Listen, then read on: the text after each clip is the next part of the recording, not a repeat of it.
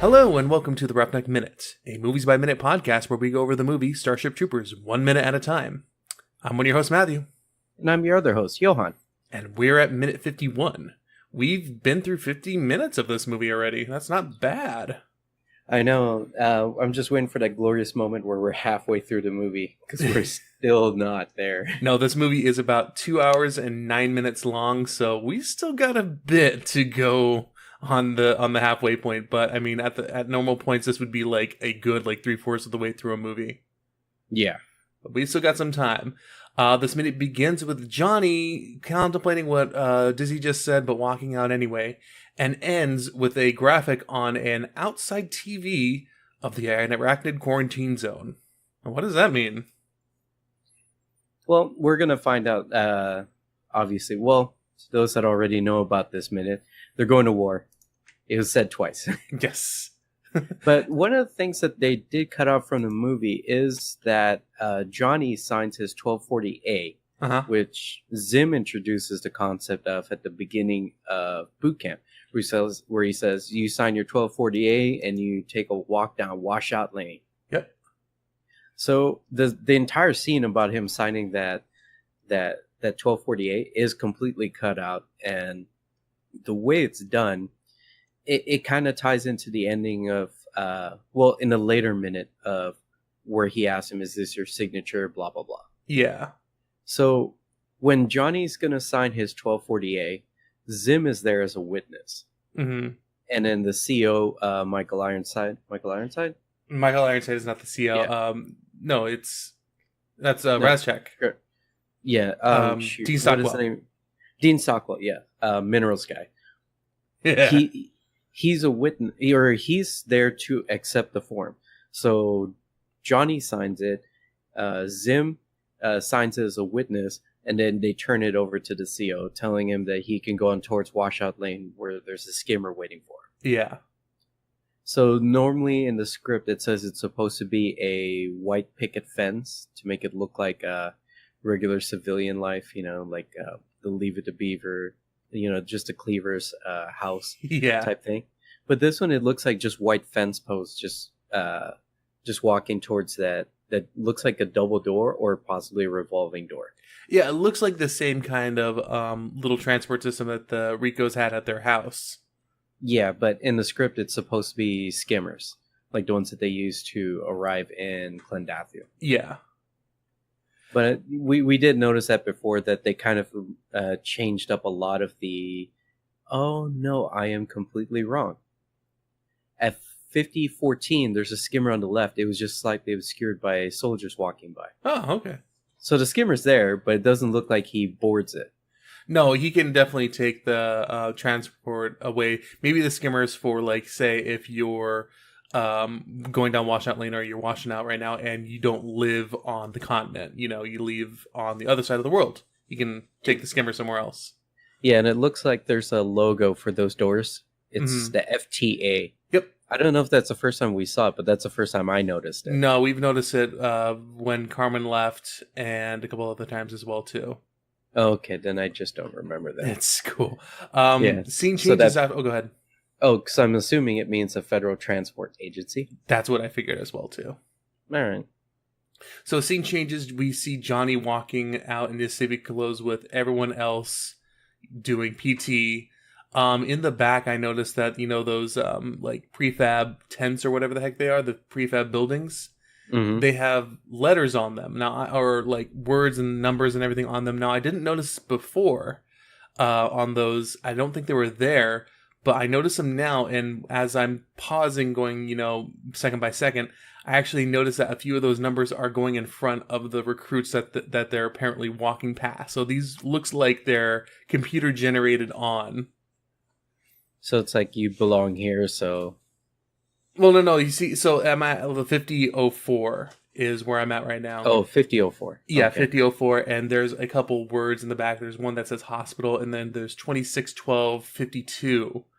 Okay, I see what you're saying. Yes, but it looks like the numbers are kind of bleeding into the recruits, kind of like they kind of did a not very good job at editing those numbers to correspond with the recruits very well. So it looks like they're bleeding into him a little bit. So it looks like looks like Verhoeven really didn't have the budget to paint on those numbers and just wanted them on, you know. Oh, I see what you're saying. It was probably like fabric paint or something like that. And now that I'm And actually going into a little more, I see that there is a 2 as it zooms in more to Johnny. The 2 right there is a little more on there. So maybe it was just a trickery of the lenses and everything. yeah, but I do notice that building on the right that says number 2, there is a sign up front that tells you exactly what it is. Actually, I just saw it. Give me 1 second. Let me go back just a Yeah, it says headquarters Yep. CO's office. Mhm. So that's probably where he was going to sign his form, and then it just cuts to him walking directly to Washout Lane. Yep. So maybe that's where the whole scene of the 1240A was supposed to be, is where he's walking to that the headquarters in the CO's office, and then he just goes straight to Washout Lane. Mm-hmm. So the cadets back there have you ever done burpees? Yeah. Are those what they're doing? Is that burpees? Like a Let slow me version of see. it? My brother, he does CrossFit. He's one of the trainers, so yeah, those are burpees. Those are the ones that you do for calisthenics, like in 8th grade, where you do them real slow. They're not like the CrossFit type burpees where you just do them in rapid succession because you're trying to do it for time. Yeah, but they're getting up their heart rates basically. Yeah, essentially those are burpees. Okay, so that's cool. I mean, I guess they're doing at least some kind of physical activity to get their heart rate going up. But if they're doing it that slow, I'm kind of expecting maybe a Zumba class going on nearby as well too.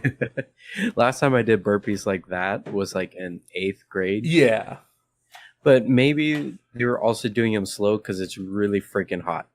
True, yeah. They did say that on this tarmac that it was in excess of maybe 90, 100 degrees on the tarmac because it's just asphalt and it sucks up all that, heat, no problem, and then radiates it out. Yeah. So, because I noticed that some of the people, they're trying to stay on their fingertips throughout this burpee. Ooh, yeah. So maybe it was super hot to try and put your hands completely down onto this asphalt. Mm-hmm. So, maybe. Well, it looks like actually I'm going past the skimmer right now too. It looks like some people are actually coming out from the skimmer. So maybe some people just got back from either a training mission or, personnel exchange or something like that. Yeah, I do see some of them carrying some of the supply boxes that look similar to a later point in the movie. Mm-hmm. So they might be just bringing in various supplies as well. Yeah.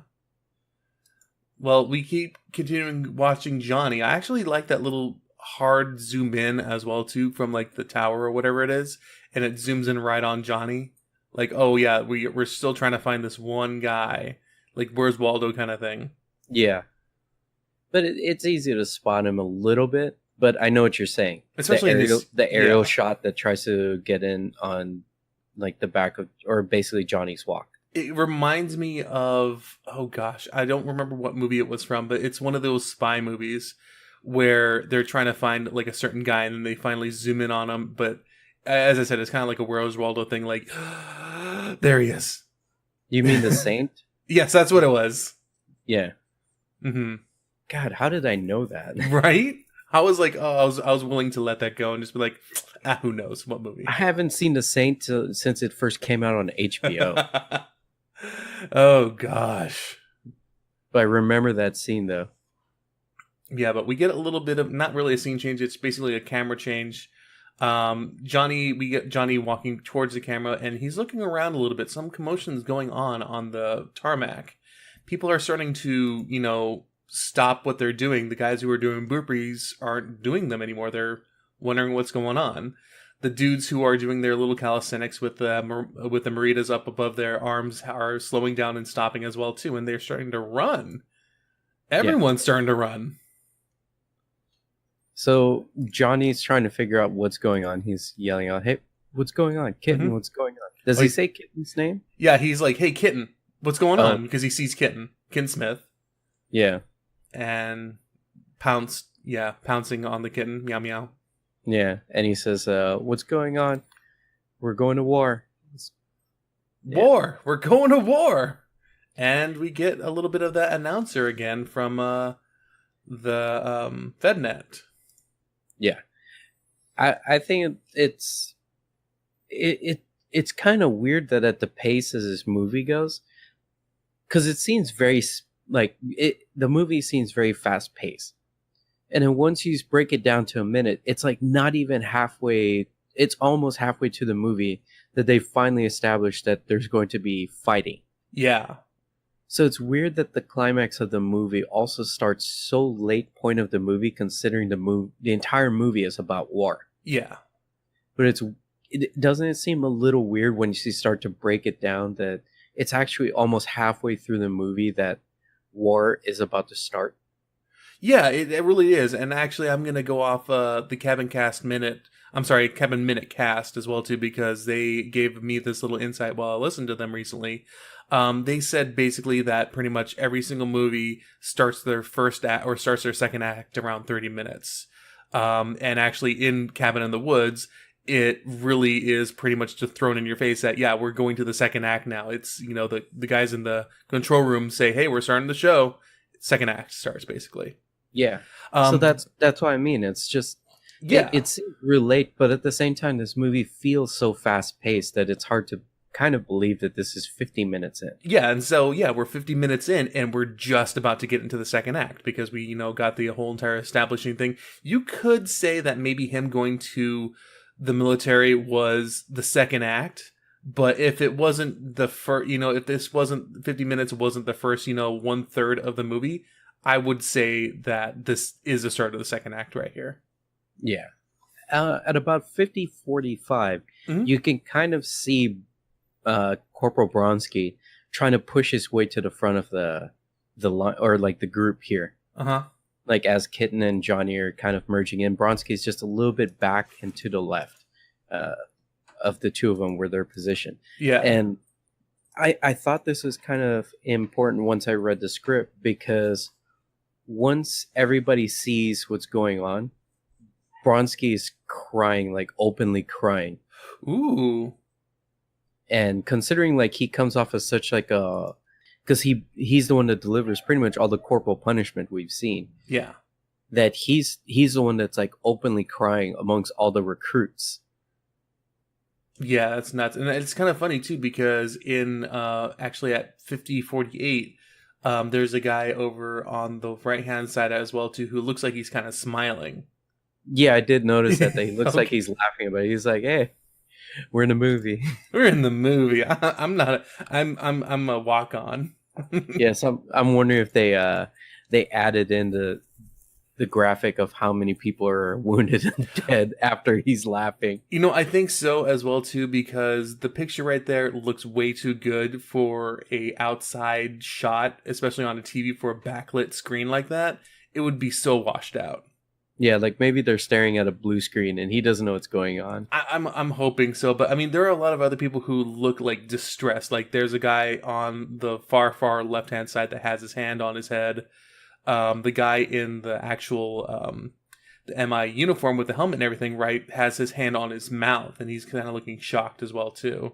Yeah, maybe the guy that's laughing thinks it's an inside job, or he's just like this is a hoax. We'll get into that in the next couple minutes, actually, because I got my theories. Yeah, he's a BA hoaxer. False flag. Yeah, but yeah, see, I mean, some of these people are doing the job of, well, the acting job that they're supposed to do, which is like just that disbelief that this is happening. Yeah, like maybe that's instruction that they gave some of them. So one thing I also noticed too, the scene changes a little bit. We get a shot of Kitten, Katrina, and Johnny. And there's a girl behind Johnny that has really nice pink, what is it? Nail polish. Oh, that's right. She has like a wonderful manicure. Oh yeah. I mean, she probably is a, or you know what? Is that the same girl who was singing in the? I'm not sure. No, I'm not sure. She may have been extra. She kind of looks like it, and she has that same color as the girl in the singing part for the prom or whatever it was. But that's salacious, and I'm not going to even say anything about that. Yeah, but I think she's the Or it's just weird to have a beautiful manicure this late into training. Definitely. Unless, it's one of the perks that the MI gives, like, hey, if you want, you can have like a little spa day to relax. See, I don't think so, but They want to treat their. I mean, if it were me, I'd want to treat my troopers well. yeah, but like a manicure when you're going to be dealing with like push-ups and all that all day, like that just seems a little bit. That one just seems a little bit far-fetched of spoiling the troops. I get you. Yeah, I mean, also you'd probably break a nail pretty darn easily as well too. Yeah, So Kitten to me honestly is looking the fiercest as well too. I mean, he's got that piercing blue eyes and he's just upset. But they notice that something's going on. Yeah, there's a death toll that's like in the tens of thousands, fires going off. So something happened. yeah. And if you never saw, if you remember the last couple minutes, there was a bit of foreshadowing where there was some atmospheric disturbance over where Johnny's parents lived, and now we're seeing a bunch of devastation. Actually, that's one of the things that the announcer does say. This devastation is astounding. I believe is what he says. Yeah. Death toll in the hundreds of thousands, and Johnny actually says, "Yeah, is that Geneva?" Yeah. But it's like millions wounded. Mm-hmm. And then Katrina says, goddamn bugs whacked us, Johnny.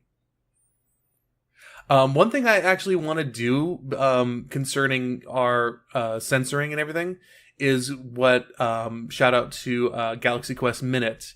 I'd like to start saying the swear words that the movie uses. Well, the movie that they use is they use the normal ones. They don't change it that much. No, that's why I was saying like bastard is okay, and goddamn is probably going to be okay too, because I mean it's in the movie, it's in this minute. If you're following along with us, minute by minute, you're going to hear these things anyway. So I figure, I mean, we'll definitely medic out the stuff that's not in the episode or in the movie. I mean, like John's episode is just going to continue to be mediced out like continuously. Yeah. But I mean, like definitely I think we should start, just saying, hey, this is our censoring thing. We're going to censor out the bad stuff. Like, I don't think this movie drops any F-bombs. I don't think so, because there is that rule about F-bombs in PG movies. Well, I mean, this isn't a PG movie, though. That's the thing. It's our movie because of the blood. No, but maybe the script was PG. Yeah, that's what I'm thinking, too. And I'm pretty sure you can say... Because I'm thinking they're trying to push for PG-13. Mm-hmm. And because a lot of the violence is animated in a way or CG'd. So I'm just wondering, like, if they were trying to get away with just not using the F-bomb in order to get around the rating system to try and keep it a PG-13. Well, you can use one in a PG-13 and you'll be fine with that F-bomb. But it is the blood. So, like, if these people had blue blood, it'd be fine. But because it's red and it looks real blood, it's normal blood, you got that R rating. So we did notice one thing, and we actually just spent the last 5 minutes kind of going over it. It turned out to be wrong, but if you guys remember in the past couple episodes, we named a character lovingly Boobs McGee. She has been in many scenes, and we thought this was her between Kitten and Katrina, but it doesn't seem that way, unfortunately. It looks like her. The nose is a bit different. Her eyes are a little bit darker. It looks like it may be her still. It may be just a different shot. Like her nose may be different in this one than it is in the shower scene as well too. But we're just going to conclude that it's probably not her. It may be. It's inconclusive though. Yeah, at first I thought it may be her because well, every time we've seen Boobs McGee, she seems to be kind of right up front. Yep. So I was just looking at her going like, wait, why is that extra so in such clear view? And like, wait, is that Boobs McGee? So went to the YouTubes, went to still shots, went back and forth from different scenes, just trying to verify if this extra was indeed Boobs McGee. But it's not. Unfortunately, it's not. Yeah. But Unfortunately, the actress is not named, so that's unfortunate that she has that nickname. But I mean, what else? They don't even nickname her. They don't even call her anything. So yeah, if we could find out who she was or where she was or anything like that, I'd love to get her on the show. yeah, and I'd like to address her by the name that she has, but we have absolutely no idea what it is. You know who we can blame? George Hendricks. That's who we can blame. Okay, let's blame him. Because he was the one who coined it. Boobs Yeah. McGee. Yeah, it's your fault, George. Yep. We get a little close-up of the screen at 5056, 5057 as well, too. And it actually shows where the meteor hit, but it goes way too fast. Yeah. Well, also the trajectory. It's more important to show the trajectory than it was like where it hit. I think that kind of, in a way, that's like a good thing with the world that they're in. Yeah. You want to show the enemy more than the innocents. Definitely you do. I mean, it does show this line going directly towards, as we said in the very beginning of this minute, the arachnid quarantine zone. Which is kind of weird the way it's shaped, isn't it? So, yeah, it's probably a spheroid kind of shape. So, I mean, yeah, I'm just saying it wouldn't be that perfectly shaped. No, well, I mean, it depends on like what their sphere of influence is as well, too, how far they can burst their spores out and whatnot and colonize and everything. So, but this is more of a quarantine zone that the Federation has imposed on its citizens from getting into the bugs' territory. I guess. I just thought it's weird because there's a couple stars that are literally bordering on the line, and it's just okay. You can be on this planet until it rotates around that sun's orbit, then you gotta leave for a couple months, but you can come back. Well, I mean, if that was the case, they'd probably just say, "Hey, you can't go there." For 5 months out of the year, it's in the arachnid quarantine zone. We're not going to do that. Yeah, I'm just saying that it wouldn't be a blue mapping of the area, like maybe it's line mapping of all the stars. Yeah, like a connected dots type of thing. But I don't know. I just think that way would be more logical. I agree it would, but they have to show it in a 3D space because that's what these dumb meatheads understand. I guess it just didn't make that much sense. Like, why is it in that shape when it would make more sense to connect the outlining? Well, would it be just a galaxy or the outlining system? I'm guessing it would be too. So one thing that kind of bugs me about so in the very beginning of the movie, it shows that you are here and the arachnid quarantine zone is like pretty much on the opposite side of the galaxy. How are they flinging these asteroids from the opposite side of the galaxy if they don't have like warp drive or anything? See, that's what I was wondering before. Is they said that the asteroid was going at a really high speed or really fast speed. I mean, fast enough that, well, who knows how fast it was going because it gave enough time for the Roger Young to dodge it. Yeah. Putting it in perspective, like lights, like as you said in the script, they did say light speed. Light speed, it still takes like 1 light year, or light speed takes 1 light year to get basically the travel length of light in a year. So the closest star to us, Alpha Centauri, is still like 2.5 light years away, which would mean if you were going the speed of light, it'd still take 2.5 years to get there. Yeah, and I have no idea what's launching these things. It doesn't make sense because they have no technology. As like it was said in the previous, like the earlier minutes, they have no science, they have no space travel, anything like that. I know you're thinking about it. I know you're thinking, but there's a great way to dispel this. Space wizards. Oh, Jesus Christ! I know you're thinking about it. I know you're thinking. Don't think about it. It just no. I do this all the time too. Because I always bugs wondered, the crap out of me. how they get it that fast? And it doesn't make sense that they do. I always assumed that because they had the endless supply of bug meteors around their planet, that it was just the plasma bugs shooting their butts off and then getting those out. But the weight of that thing. Again, space wizards, who knows? Well, I mean, we'll get to it when we get to it, because as one fan of ours did tell us at one point, shooting plasma like that out of their butts wouldn't even get into orbit.